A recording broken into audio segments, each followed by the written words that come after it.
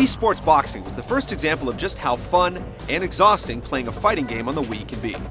So we've been anxiously awaiting the first true throwdown simulator on the console, hoping that it will be a little more in-depth. Mortal Kombat Armageddon serves as the litmus test, but is it sweet science or a dull dispute? It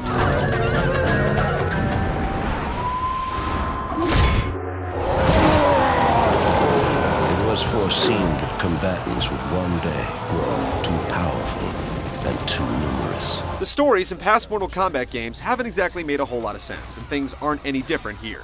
Apparently, there are too many combatants fighting at once, and the sheer violence threatens to rip the fabric of the realms apart. To save the realms from certain destruction, there will be one last tournament. There's also a story to the Conquest mode, where you play as Taven, a young man who has been frozen in stone, but is awakened to discover his destiny as the leader of Edenia, one of the realms in the MK mythos. Neither story is all that engrossing, yet it's admirable that Midway even bothered, considering most fighters don't. The pyramid is completed. You are certain the battle will take place here, Delia? The opening cinematic is impressive, but we had problems with the screen tearing when viewing it in progressive scan.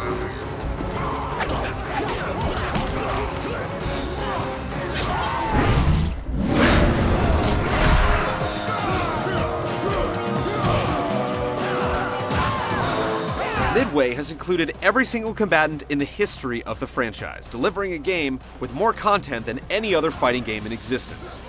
Well, other than when Armageddon was released last year. Besides the central fighting game, it has a load of extra features. The Crypt has returned once again, allowing you to use coins earned in the various modes to purchase extra costumes, levels, sketches, songs, and videos. However, this time, there's no mystery involved in what you're about to buy. It tells you up front. Outstanding. There's also Motor Combat, a kart racing game featuring cartoonish versions of many of the combatants. It's a nice diversion, but like Puzzle Combat and Mortal Kombat Deception, it's a watered-down version of better games. It's me, Mario! As mentioned previously, there's also a single-player action-adventure mode dubbed Conquest. Here you control a character named Taven through a completely linear progression of brawls and one-on-one throwdowns. The story here isn't terrible, but the mode eventually simmers down to one repetitive fight after another. Standing on its own, it's well below average, but at least it's a different way to collect items and bonuses. There's also an extensive Create a Fighter option where you select everything from accessories to attacks.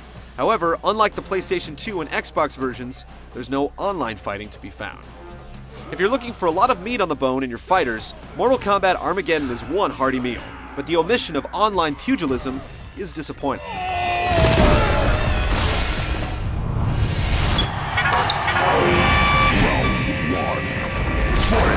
Immediately upon hearing that Mortal Kombat was coming to the Wii, we envisioned tossing Scorpion's spear by using the thrusting motion, and then swinging the Wii remote upward for the finishing uppercut. That's not what you get here. Special moves are controlled with gestures, but not in the way where you can interact with other players in your living room. Instead, you'll be shoving the Wii remote from side to side or up and down to perform teleports and projectile attacks.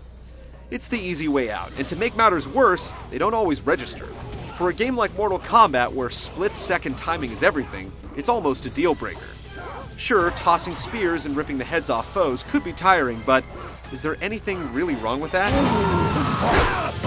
The traditional punches and kicks are mapped to the D-pad on the Wii remote, which can make things a little awkward.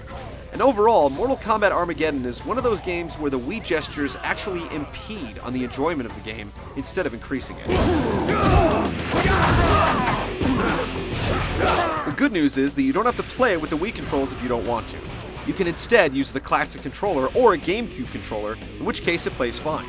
But then, you're left with a game that's been available for last-gen systems for some time, yet it looks worse on the Wii.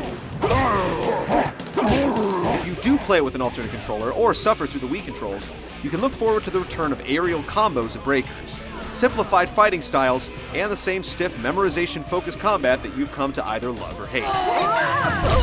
One new addition that may not sit well with the fans is Create a Fatality, where you can rip off the limbs of opponents one by one if you're skilled enough to keep entering inputs before the timer expires. It's novel at first, but we found ourselves missing the old system, even though level-specific fatalities are in much higher abundance.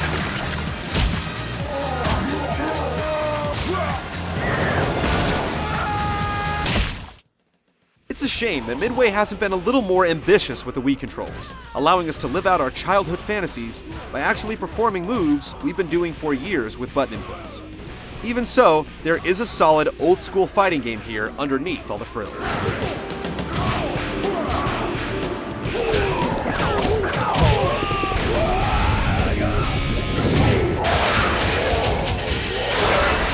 We're definitely disappointed in the implementation of the Wii controls in Mortal Kombat Armageddon. It could be so much more than it is, and with the downgraded graphics and no online option, this is a lazy port. At the same time, there are more fighters, stages, and modes in here than you'll likely ever get around to messing with. And when using a GameCube or classic controller, it's a solid fighting game that fans of the series will get a lot of run out of.